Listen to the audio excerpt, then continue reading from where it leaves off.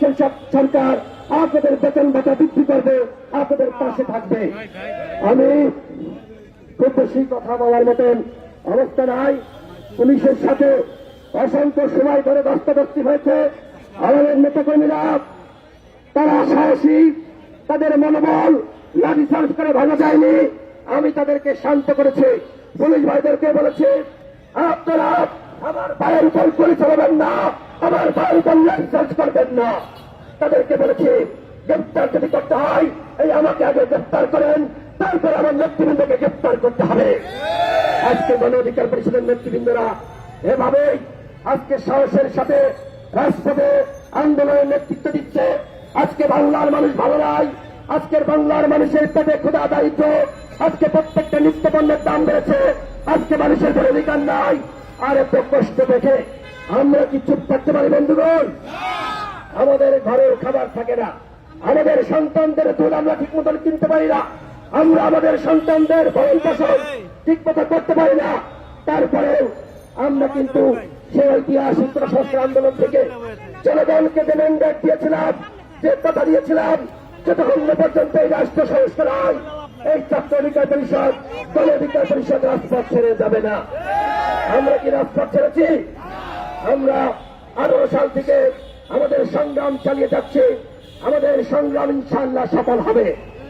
ওই গুলি করে রক্তাক্ত করে 69-এর গণ অভ্যুত্থান ঠেকানো যায়নি, 71-এর মহান মুক্তিযুদ্ধ ঠেকানো যায়নি, 90-এর স্বৈরাচার বিরোধী আন্দোলন ঠেকানো যায়নি। এইবারও গুলি করে রক্তাক্ত করে গ্রেপ্তার করে বেশিরভাগ বিরোধী আন্দোলন থামানো যাবে না। এই বেশিরভাগ বিরোধী আন্দোলনে দল মত নির্বিশেষে সকল রাজনৈতিক দলকে ঐক্যবদ্ধ হওয়ার আহ্বান জানাচ্ছি। দেশের জনগণকে বলবো, আমার শক্তিকে রক্ত চলছে, আমাদের শক্তিকে রক্ত চলছে, আমাদের নারী ব্যক্তিরা হামলা শিকার হয়েছে, আমাদের হাসপাতাল ভবন হামলা শিকার হয়েছে। আমরা কিন্তু আপনাদের অধিকার আদায় না করে ঘরে ফিরে যায়নি। সুতরাং আজকে আপনারা ঘরে না বসে থেকে রাজপথে নামুন, গণ অভ্যুত্থান হবে, গণ অভ্যুত্থানের মাধ্যমে সরকারের পতন হবে। এই সরকার যতই মনে করুক তারা ক্ষমতায় থাকতে পারবে। আপনাদেরকে বলছি, এই রাজপথ দাঁড়িয়ে বলছি, এই সরকার ক্ষমতায় থাকতে পারবে না। আজকে জাতিসংঘ থেকে শুরু করে আন্তর্জাতিক মহল এই সরকারের অগণতান্ত্রিক সিস্টেমের বিরুদ্ধে, বৎসরি ভট্টাচার্যের বিরুদ্ধে কথা বলছে। আজকে আন্তর্জাতিক চাপ রয়েছে। আমরা দেশের জনগণ শান্তিপূর্ণভাবে রাজপথে নেমে আমরা গণ অভ্যুত্থান বলবো। আমাদের কর্মসূচি সবসময় শান্তিপূর্ণ। আপনারা এখানে শত শত পুলিশ দাঁড়িয়েছেন, আমরা সংখ্যায় হয়তো আপনাদের থেকে কম হব, আমরা সংখ্যায় হয়তো আপনাদের থেকে কম হব। আপনাদের ওই গুলি, ওই লাঠির মুখে একটা সাধারণ জনগণ দাঁড়াতে পারবে না। কিন্তু আপনাদেরকে বলতে চাই, এদেশের জনগণ যখন একটি স্ফুলিঙ্গ তৈরি হবে, জনগণ রাজপথে নামবে। জনগণের ওই স্ফুলিঙ্গ আপনারা কোনোভাবে চালাতে পারবেন না। যে লড়াই শুরু হয়েছে,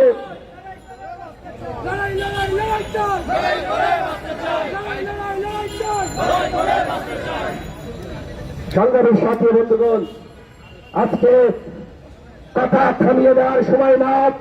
আজকে বলবো, আপনারা এই কথা শান্তিপূর্ণভাবে বললেই পারতেন, কিন্তু যে রক্তাক্ত করা হয়েছে, লাঠিচার্জ করা হয়েছে, এটা অনৈতিক, অসাংবিধানিক। আপনাদেরকে বলবো, জনগণের বুকে বন্দুক থাকার দিকে লাঠিচার্জ করা থেকে আপনারা বিরত থাকুন। আমাদের লড়াই চলছে, এই লড়াই হয় মরব অথবা জিতব। এই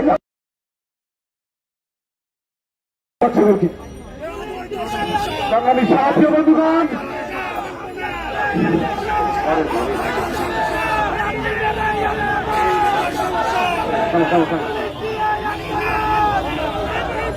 বাঙালি সাহায্য বন্ধুগণ, আপনারা জানেন আজকের এই কালো পতাকা মিছিলে পুলিশ প্রশাসন কিভাবে আমাদের নেতৃবৃন্দের উপর পাকিস্তানি হানাদার বাহিনীর মতো অতর্কিতভাবে হামলা করেছে।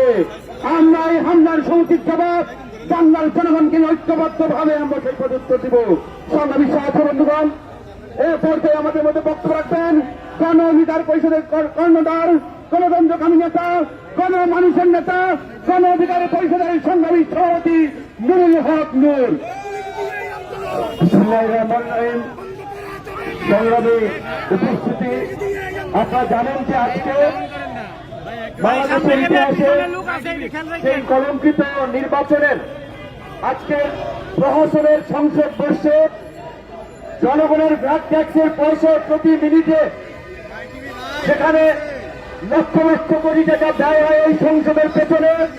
সেই সংসদে ডাকাত, চোর, মাফিয়ারা বসে আজকে জনগণের সাথে ওই আজকে জাতীয় জীবনে যে অন্ধকার ডেকে আনা হয়েছে, সেই অন্ধকারের প্রতিবাদে আমরা আজকে ওই সংসদ অভিমুখে কালো পতাকা মিছিলের ঘোষণা দিয়েছিলাম। বিএনপি সহ সমস্ত গণতন্ত্রকামী রাজনৈতিক দল যারা দেশের বিভিন্ন স্থানে মিছিল বের করেছে, তাদের উপরে পুলিশ প্রশাসন কর্তৃক লাঠিচার্জ হয়েছে। অসংখ্য নেতা কর্মী সারা দেশে গ্রেপ্তার হয়েছে। আপনারা দেখেছেন রাজনীতি যারা করে, কাউয়া কাদের যদি নির্বাচন হইত, রাস্তায় এখন কা কা করত। স্বরাষ্ট্রমন্ত্রী আসাদুজ্জামান খান কামাল পুলিশের প্রটোকল না ফ্যা ফ্যা করে রাস্তায় ঘোরা লাগতো যদি জনগণ ভোট দিতে পারত। কাজে আজকে আপনারা জনগণকে ভয় পেয়ে জনগণের ভোটের অধিকার কেড়ে নিয়ে গুন্ডা মাস্তানদের দিয়ে সংসদ দখল করে আজকে বাংলাদেশের ইতিহাসের কলঙ্কিত অধ্যায়ের রচনা করেছেন। তার প্রতিবাদ আমরা করতে চেয়েছিলাম। পুলিশ লেলিয়ে দিয়েছেন, দলীয় গুন্ডা মাস্তান লেলিয়ে দিয়েছেন। এইভাবে কতদিন পারবেন? পৃথিবীর ইতিহাসে সম্ভব হয়নি। আমার কথা পরিষ্কার বন্ধুগণ, আজকে পুলিশকে বাধ্য করছে অনৈতিক কাজে, অসাংবিধানিক কাজে, বেআইনি কাজে। অনেকে বলছেন ভাই না করলে তো চাকরি থাকবে না, কি করব, আমাদের করতে হয়। তো আমি আপনাদেরকে বিনয়ের সাথে জিজ্ঞাসা করতে চাই, এই ভাই সামনের স্লোগান পাঠাও, স্লোগান বোর্ড দিত যে আজকে আমরা এখানে যারা আছে, এই যে সামনে ঢাকা বিশ্ববিদ্যালয়ে সে ফিলোসফি থেকে পড়েছে, ইসলামিক স্টাডিজ থেকে পড়েছে, ব্যাংকিং অ্যান্ড ইন্স্যুরেন্স থেকে পড়েছে, আমি ইংলিশ ডিপার্টমেন্ট সাত কলেজ থেকে পড়াশোনা করেছে, সে ঢাকা ইউনিভার্সিটি থেকে পড়াশোনা করে এখন ল পড়ছে, অনেকে চট্টগ্রাম বিশ্ববিদ্যালয় থেকে পড়াশোনা করেছে। এখানে যারা আছে অনেকেই দেশের অনেক সেরা বিশ্ববিদ্যালয়ের ছাত্ররা। তারা যদি পড়াশোনা শেষ করে বিসিএস, ব্যাংক, বিভিন্ন ধরনের পড়াশোনা করত, তারাও অনেকে চাকরিতে ঢুকে যেত। কেউ পুলিশের এসআই হতো, কেউ এসপি হতো, প্রমোশন পেয়ে আস্তে আস্তে আবার সর্বোচ্চ পর্যায় পর্যন্ত যেত। তো আমাদের তো সুযোগ ছিল। রাজনীতি এদেশে কখনো এলিট শ্রেণীর মানুষ, ধনিক শ্রেণী তারা রাজনীতি করে না। রাজনীতি করে দেশের মেহনতি মানুষ, গরিব দুঃখী দরিদ্র পরিবারের সন্তানেরা। আজকে আমার একটা কথা বলতে হচ্ছে, আসমাত্র রব সাহেবকে তো চিনেন, স্বাধীন বাংলাদেশের পতাকা